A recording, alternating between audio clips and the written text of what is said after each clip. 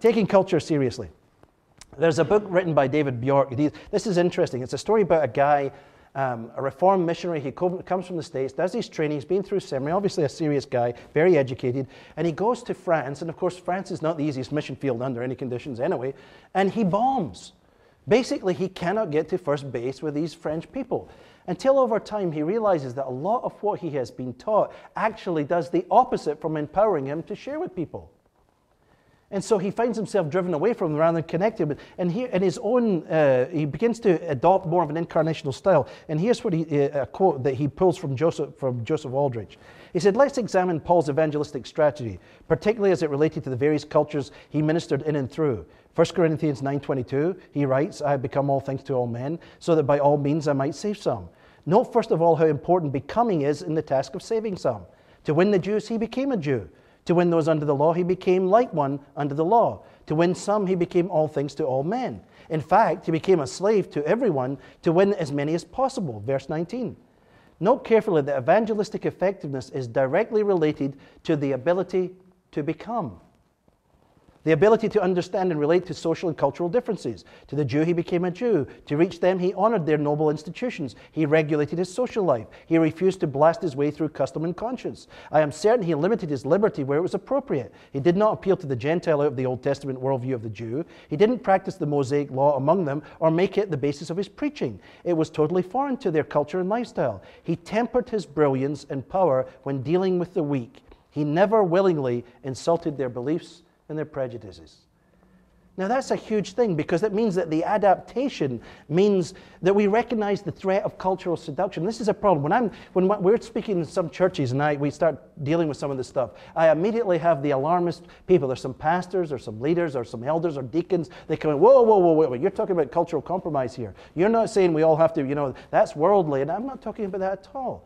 If we don't understand what holiness is and we don't understand what it is to walk in truth, we're afraid of cultural seduction, but we cannot let fear define our strategy. If my gospel only survives in a bubble, if I only survive in a protected environment, then what kind of good news is it? Isn't the gospel able to go into the marketplace? Didn't Paul go to the Romans? Didn't he go to the least of the lost, or even to the highest of the land, and proclaim to them the glories of Christ? He wasn't afraid to get in the mix, and we must not be afraid either. This is what Aldrich goes on to say. The issue at stake is not what do I need to know so much as what do I need to become. The critical question is not what information do I need to master as much as what identity must I assume. Seeking and making cultural connections. How do we do that? I mentioned Dr. Greg Pritchard's definitions of apologetics as the art and science of Christian persuasion. I like that. There's the science part, that's the information we have to master, the understanding of our faith. The art is how we understand human beings. Christian is our content, and persuasion is our task. So we keep all those together. The art and science of Christian persuasion. What is it that we do? When we were in a number of years back in Charleston, Ravi actually did a seminar together with us in there, and he gives 4 steps. They are basically very similar to what Paul says. So I want to bring these to you and how he communicates, what God has taught him over time. And I think if you look at what Paul did, you could extract these exact same things. But this is what Ravi said. 4 things in terms of communicating. The first is identification. Identification is where we make a conscious effort and a concentrated attempt to align with the person that we're talking to emphasize and understand. Now that's not a big thing to do, but it's an important thing to do. I could tell you stories, we could all tell you stories of people that we've met with. And in fact, recently I was coming back from Australia and landed up on a plane, 2 planes. On both planes I ended up, one was an advertising executive coming to work with Saatchi & Saatchi in California. The other was a lady who worked in Hollywood who was coming back to the Carolinas. Absolutely hates the South, hated President Bush, hated Christians and everything. And I thought, oh boy, this is going to be interesting. Here I'm sitting reading my Christian book, And so when she asked me, what do you do for a living?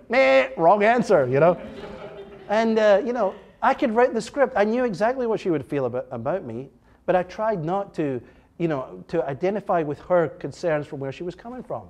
And we went at it a little bit at times, because I wasn't going to roll over and play dead just because that was a nice thing to do. I've decided that nice isn't the highest agenda in the world anyway. But I was one that going to try and love her and talk to her about Christ, and we did that. And at the end, as she got off, she says, she just patted me on the back. I mean, we had about 3 or 4 rounds, and every time I would let it go. But then she would sort of pat me over and says, so what do you think about, all right, here we go again.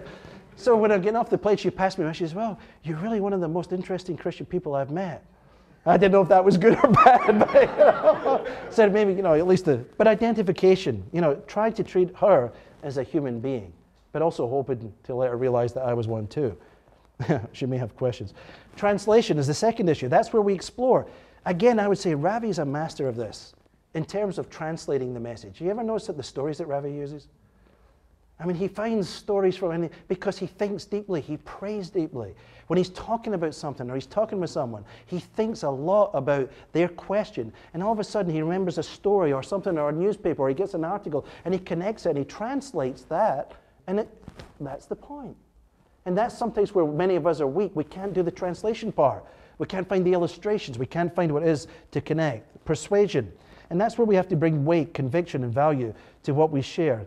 To give the persuasive power that there is evidential trail. There's a strong probability basis for why we should be a Christian. And then justification is where we seek for the evidence to back up what it is that we're seeing. It's where we seek for the evidence to back up what it is that we're seeing. So, finding the felt needs and the hotspots, where do we look for those things? Now, this isn't going to be a seminar on film, or we'd have time to look at that, but I think we look around. Ravi talks about looking at the pragmatic, the experiential, the philosophical, the points of contact. I often find that movies, particularly in the West, but not just there. If you go to India, Bollywood is huge. I mean, and people watch movies. They listen to music all the time. They're conversations. Every time there's a new movie, especially if it's a good one, there's a buzz, isn't there? And there are some movies that are better than others, and they're conversation starters. And all of them are dealing with subjects. I remember, just a couple here I put in here, was when, remember Seabiscuit came out. And I don't know if you saw that in the United States, but it was big, a Depression-era film. What was important about Seabiscuit was not just the question that it was about a horse and fighting up against War Admiral, the big horse, and the little guy overcoming, but it was about a time of depression and a time of hope. And I think the film had a resonance because America, like the Western world in general, is hungry for hope. The theme of hope was a big one. And you can bridge off of that. So what is this thing called hope? We're talking about a horse in a movie, and all of a sudden now we're talking about hope. How do we find hope? What does hope look like? Where is its basis? What's it tied to? How do we shape that in? These are possibilities for cultural conversations. Finding Nemo is another one. It wasn't a blockbuster, but it was a great movie. A lot of parents have to watch this stuff because you've got kids. A lot of parents go and see it anyway because we want to, like me, I like to see them whether I'm a kid or not. But it's the heroic quest. It's a cartoon movie, a tremendous piece of art. It really is. That is a great piece of work. Where you have this story about, the father and the son, and the kid gets lost, and then the dad goes looking, and he picks up this nutty other fish to come along with them, and they go on the heroic quest, and they've got to find the son, and then just as he gets near to getting the son, then of course the son gets scooped up, and are they all going to die? And no, because basically heroism has to win through, and finally father meets son, and son meets father, and they all live happily ever after. That's the way a good story works, and that's what we want. Because, by the way, that's the way the universe is. These stories only work because there's a primal story they draw their power from. So Finding Nemo isn't just about fish and cartoons. There's a lot more going on there that we can work with. And that can be science fiction. Listen to C.S. Lewis. Lewis got this, and he talked about the longings of the heart. That's one of the things I like to look at. For human longing, where is desire being expressed? Where is it people are hungry? Where is it they want hope? Where are they seeking something? Why are they looking there? What is it they're looking for? By the way, there's a whole line of study, and we haven't got time to talk about this, on horror films. There's a well-developed exploration of the genre of horror films and how they've developed over the years. They mirror what's going on in our culture at any time, whether it's Frankenstein all the way through to the Terminator. Horror are used as a mirror on the psychology of our era, the fears, the darkness that people are afraid of. Cyborgs, science out of control, the end of the world, computers taking over the world, machines, all these kind of things.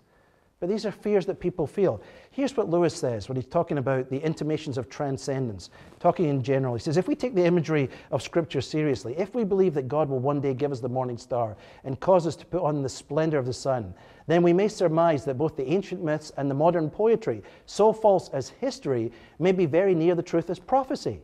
At present, we are on the outside of the world, the wrong side of the door. We discern the freshness and purity of morning, but they don't make us fresh or pure. We cannot mingle with the splendors we see, but all the leaves of the New Testament are rustling with the rumor that it will not always be so. Someday, God willing, we shall get in.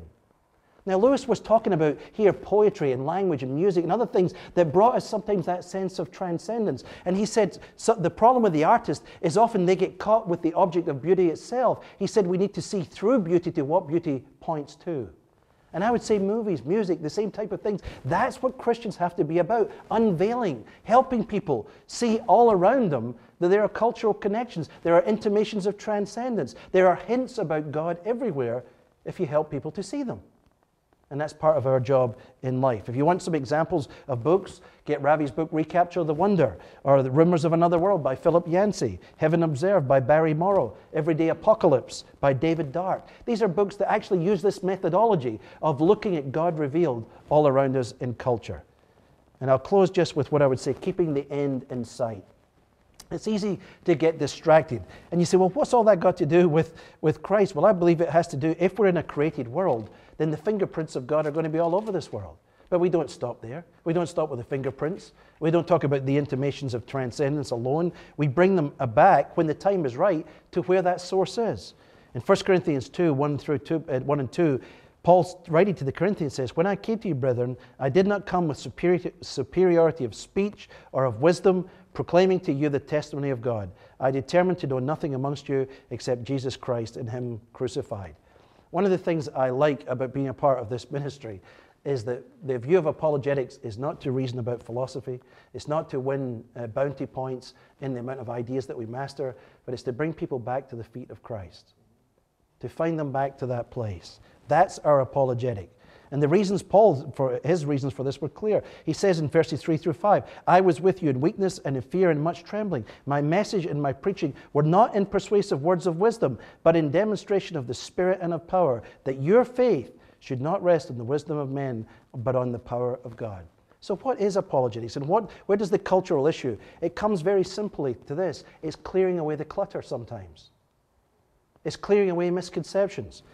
I worked in the Balkans for a number of years. A friend of mine, Peter Kuzmic, used that issue. He said to a group of pastors, there was a number of us all gathered with these Bosnian pastors, people who had survived the Balkan War, people whose lives had been shattered. And he said, brothers and sisters, we need to wash the face of Christ. And some of us sat there, the foreigners, we thought, what in the world is he talking about? Wash the faith of Christ. But what he was talking about, he had a particular image in mind. There were churches all across the area, Orthodox churches and Catholic churches that had been blasted by bombs or tanks, and there were stained glass windows and they were covered with dirt and war debris. And you were beginning to see as the ceasefire came, people were washing the windows and clearing away the debris. That's what we've got to do. Clear away the clutter, present the gospel, connect with culture, and give the good news. Hope you'll do that. God bless.